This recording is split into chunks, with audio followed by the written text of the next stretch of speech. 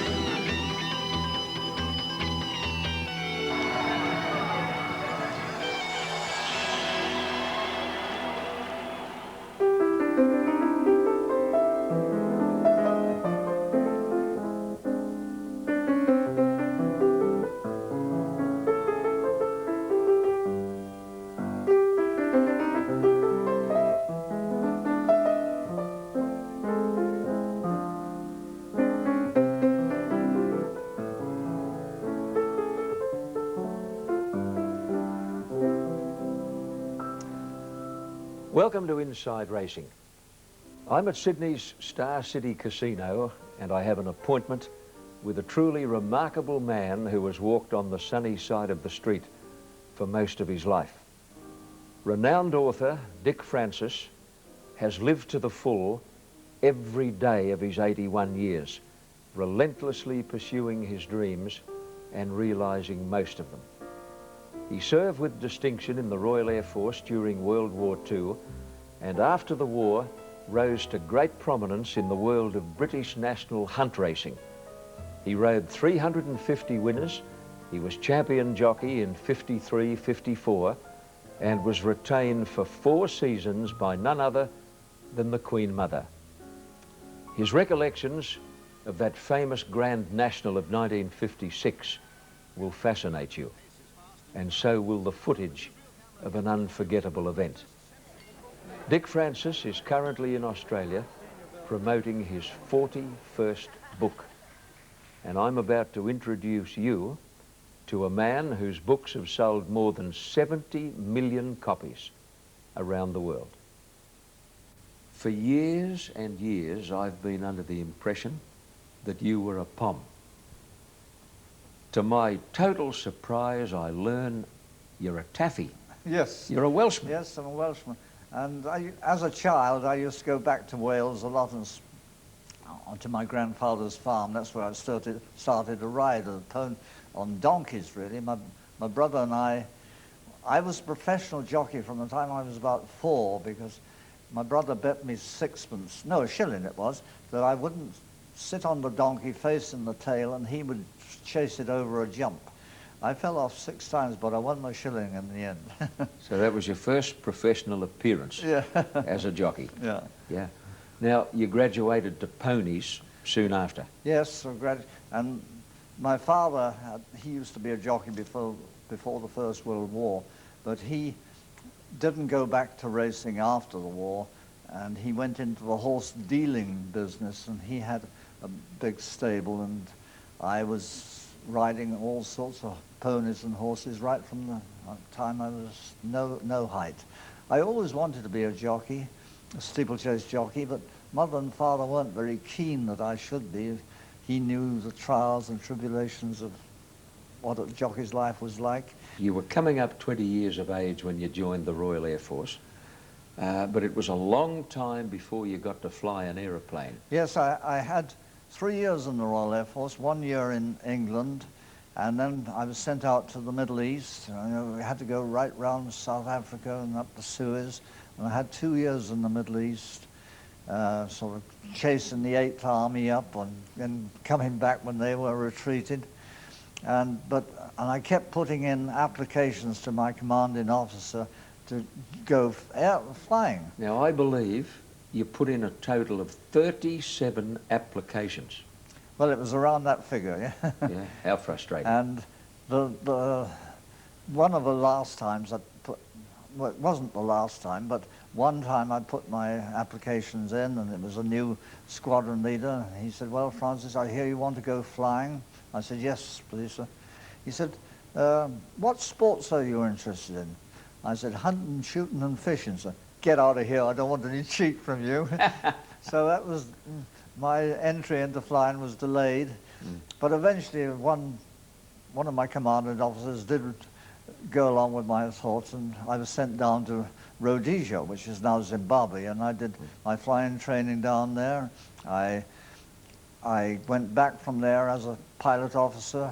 I'd been trained on fighters. I went back to England. I was flying Spitfires, but it was at the time of the war when the fighters weren't used nearly as much as they had been during the Battle of Britain, and they were short of bomber pilots, so they took me as a guinea pig. They took me as a pilot officer, and they took a sergeant pilot as well, and put us straight on to Wellingtons to see how we could get on from flying Spitfires to Wellingtons.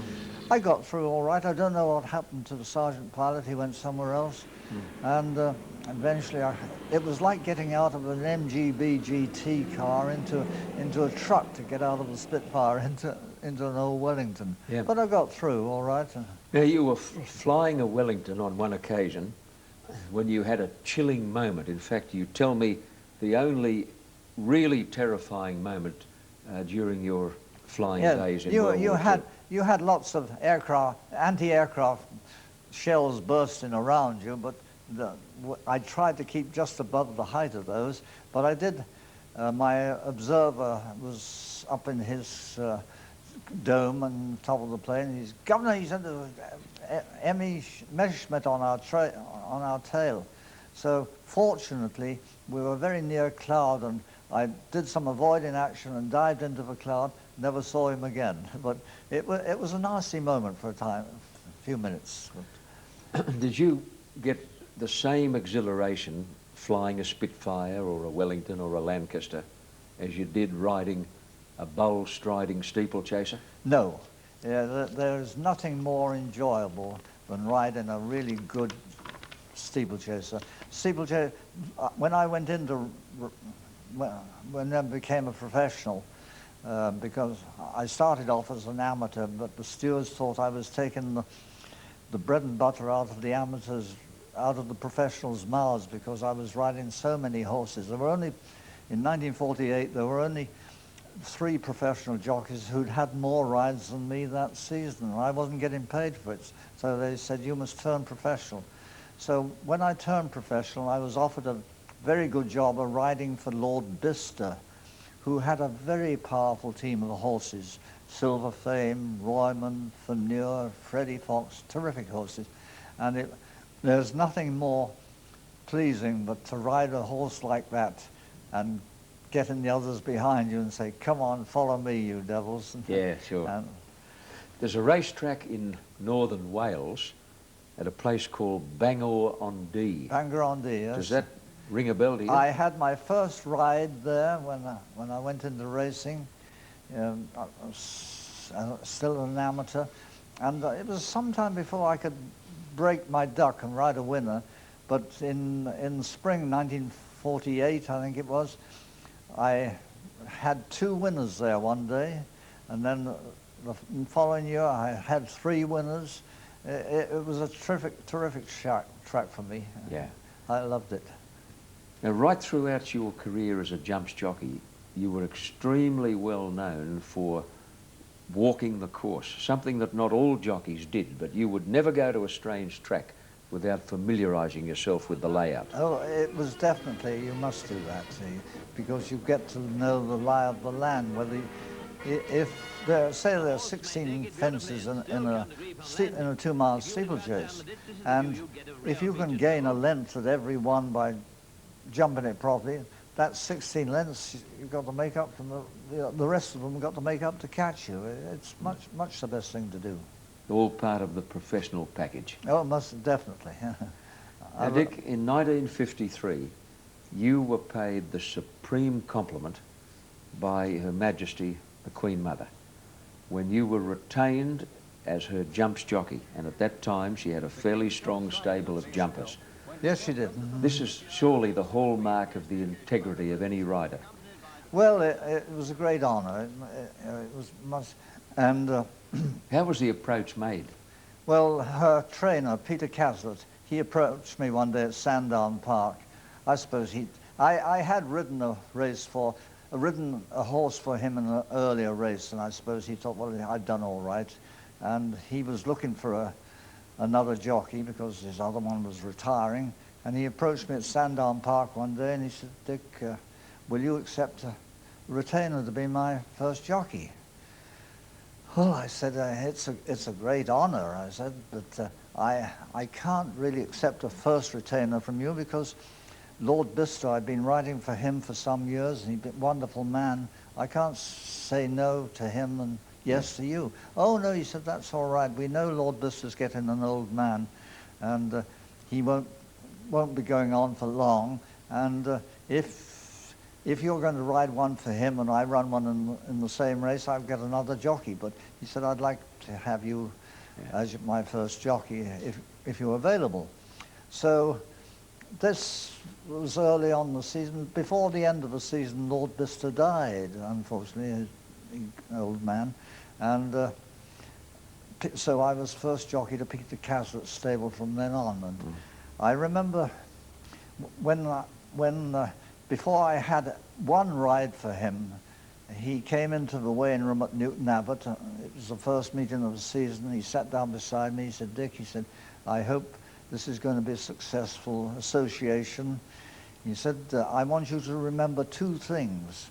First is, he said, every horse you ride for me is doing its best. You're not going out to give it a run round or anything.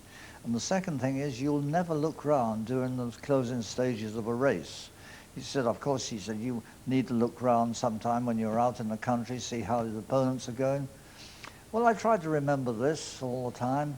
And one day at Lingfield Park, I was riding the first of the number of fancied rides I rode for the Queen Mother, a horse called Marta Vu. And we were all in the parade ring beforehand. The Queen Mother was there, and Peter Cas. He said, Dick, he said, I think you'll win this race. He said, give him a nice ride, and he said, as you jump the last, make the best of your way home. Well, I did this. I had a great ride, and as I jumped the last, I rode out for the winning post. I didn't have to pick up my stick because I knew I was winning quite easily. And halfway up the straight, I could hear this tremendous cheering or shouting going on. I thought, my God, I'm being tackled, and I daren't look round. I sat down and rode hard for the winning post. When I got past the winning post, I could look round then. There was nothing within any distance of me. It was one of Her Majesty's early winners. And, you know, very popular she was. Dick Francis rode the Queen Mother's horse Devonlock in the 1956 Grand National at Aintree. After the break, you'll see why this Grand National is still talked about almost half a century later. The going is good and the pace is fast, and it's far too soon to draw any conclusions. But Amorial, Damata and Sundew are out in front. At Aintree. That proves the popularity of the National. This year, Her Majesty the Queen graced the occasion by her presence, accompanied by the Queen Mother and Princess Margaret. Desperate last-minute signalling by the bookies' tic-tac men can now be witnessed, for it's nearly time for the start of the greatest steeplechase in the world, and all the thrills that inevitably go with it.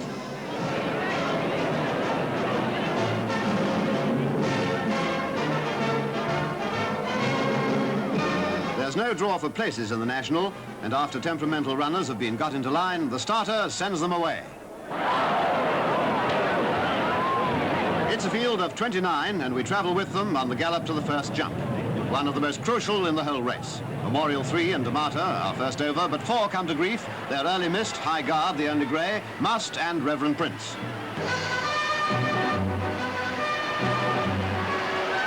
The going is good and the pace is fast, and it's far too soon to draw any conclusions. But Amorial, Damata and Sundew are out in front. Amorial leads over the 12th. This one proved too much for Athenian. Into the country now for the start of the second round, with Amorial still going beautifully. Amorial is still showing his heels to the field, but now Devonlock is after him. Yes, Queen Elizabeth, the Queen Mother's well-fancied Devonlock came into the picture at this stage and jumped the canal turn second with Eagle Lodge.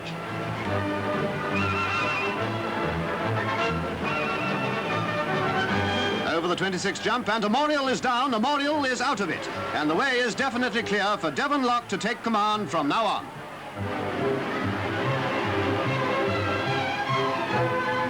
It's Devon Lock, Eagle Lodge, and ESB.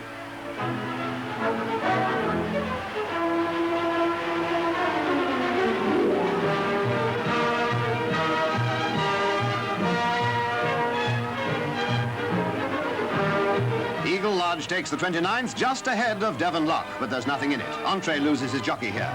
But there's only one thought among the spectators. Will Devon Lock win?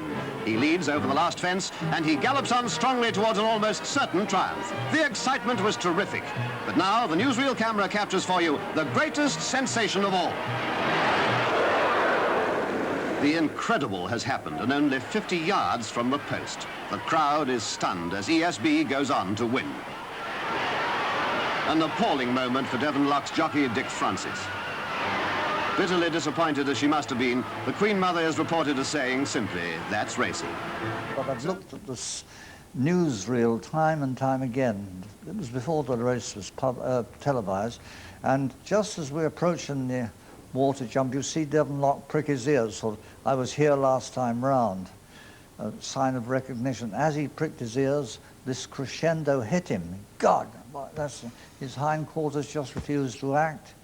He went down on his belly and slid along the ground with his 4 feet out in front of him and his hind feet behind. How I didn't fall off him, I don't know, but he got to his feet. If I could have got him going then, I was so far enough in front to have won. But he pulled all the muscles on his hindquarters and he more or less collapsed again. And I had to get off and walk away in disgust. There have been many theories about the reason for that unique fall. Oh, I've never seen a horse fall in quite the same way. It was a belly flop. Absolutely. One theory was that he, as you said, tried to jump the imaginary water jump. No, you can the tell ghost where the jump, horse as is they going called to it. jump. You can feel him get his legs under you and take off. But So what do you really feel was the reason for his fall? I think it was the shock of the noise. It was The roar of the crowd. The roar of the crowd. And it just wasn't to be a royal winner that day. That was probably, if that hadn't happened, I won the race, perhaps my author's agent might not have got an introduction to me and got me to write my autobiography. Yeah. I might never have written a book if That may well be, Dick, but to have a Grand National win in your Snatched scrapbook from would you. also have been a wonderful moment. Now, that is 45 years ago. That's 1956. Is that 45 years ago? Yes. Now, Yeah. are there still days when you're at home in the Cayman Islands that you reflect on that race and say to yourself out loud, why did he have to fall that day? Are you still frustrated by it? Oh, I am. Yes, I am. I would love to ride in it again and have another opportunity. I rode Devon Lock a number of times afterwards. So he fully recovered? He'd fully recovered. He ran in a hurdle race at Nottingham about 6 months after this, and he was only going for a run round. But you know, Peter Caslett's horses were always win if you could, and a mile out he took up the bit and he won easily by 10 lengths. I had a terrific reception, and I won a couple more races on him, steeplechases, and in January 1957 he ran in the big race at Sandown Park, the Mildmay Memorial, and Arthur Freeman rode him because I was laid up. I'd had a fall just previously and recovering, and he broke down. His tendon went in this particular race, and he was never any good after that. The Queen Mother very kindly gave him to Bruce Hobbs, who was assistant trainer to Boyd Rochford at that time, and he used him on the Newmarket Heath for teaching the two-year-olds there how to canter and gallop. I've always believed the bravest of all men were the pioneer aviators and jumps jockeys. Now, I can't imagine there'd be a jumps jockey alive who doesn't consciously think as he goes out for a race, I wonder if I'll get back unscathed. No, you're wrong. Did you ever think that way? You never think that. No. You always think you're going out to win. And I rode a horse for Lord Bicester in one Grand National, a horse called Senlac Hill. He'd given me some terrible falls because he couldn't judge the pace or judge the distance from a fence. He used to gallop into the open ditches and turn over. But I managed to win a couple of races on him at Lingfield to qualify him. You know, he won races valuable enough to run in the National. And then they were going to run him in this Grand National. I thought, well, I shall never get past the first open ditch, was the third fence. And he got over that, he rattled it like mad, and all 4.5 miles, he rattled everything. And only 5 horses finished in this Grand National, and he was number 5. But I was cantering in, you know, completing my course, and Raymond Glendenning, who was doing the racecourse commentary, he said, oh, here's Senlac Hill coming up. He must have fallen and he's just cantering in. But I was completing, a long way behind, but I completed the course. Increasing his lead, Early Mist was followed by Mont Tremblant, Irish Lizard, Overshadow, the Grey, and Senlac Hill, the only others to finish the course.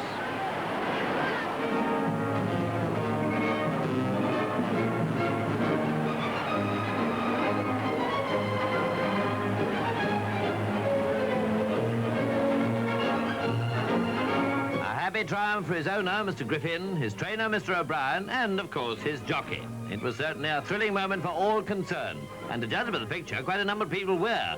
I can only hope Early Mist himself appreciated the great ovation he rightly received. And to guess the winner, especially in view of what happened at the canal turn. Here there was a very grim pile-up, accounting for Herber, Parasol II, and Whispering Steel.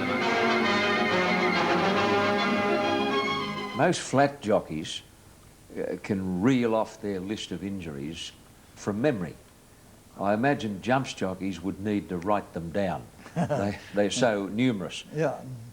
Did you have any really serious injuries?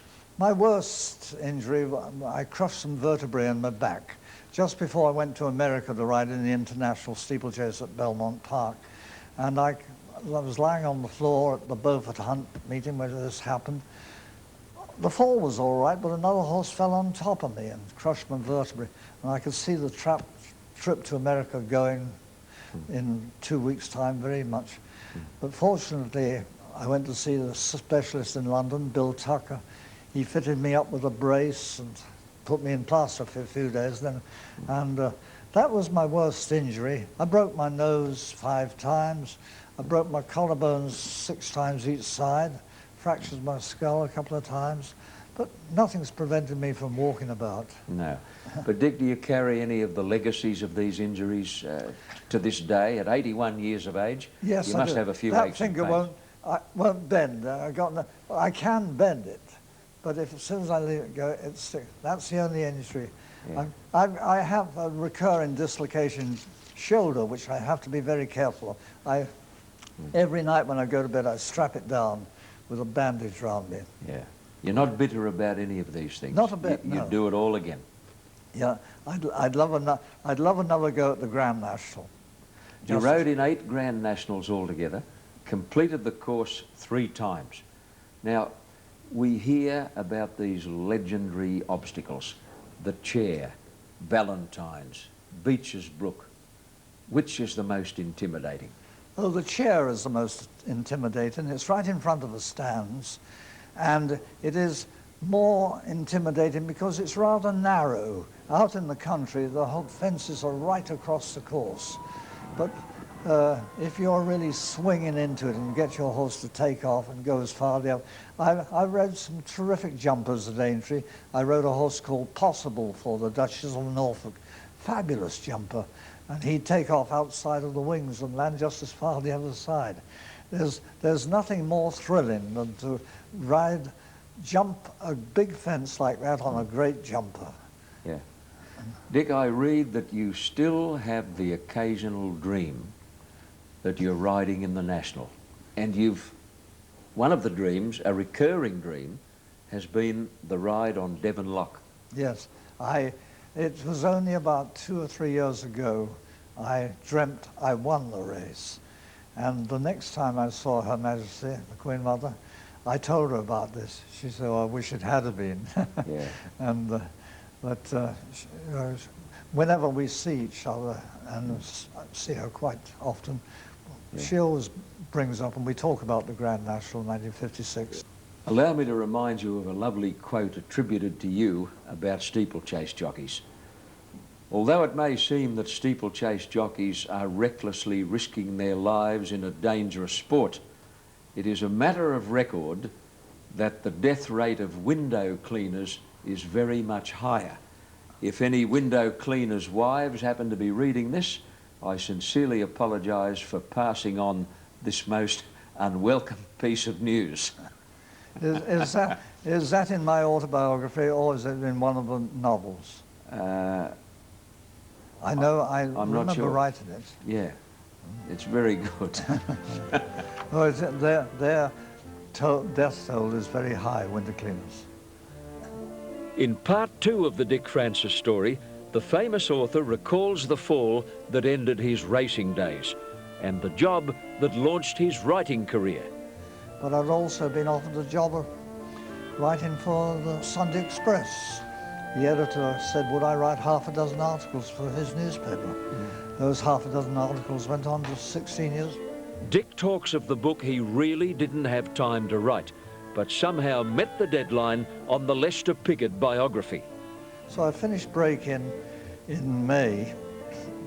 It went into the publishers, and instead of having a break, a holiday, I went straight into doing the Lester Piggott thing.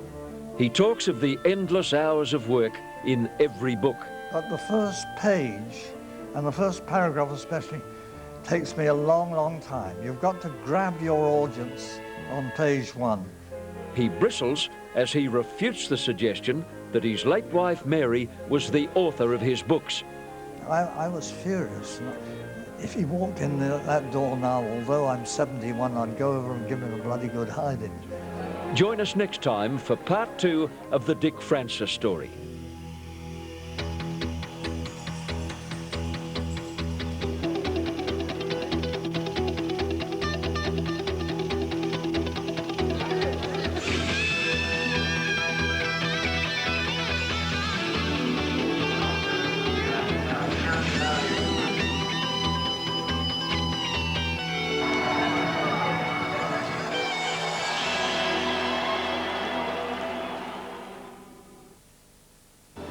Racing, brought to you by Motorbike.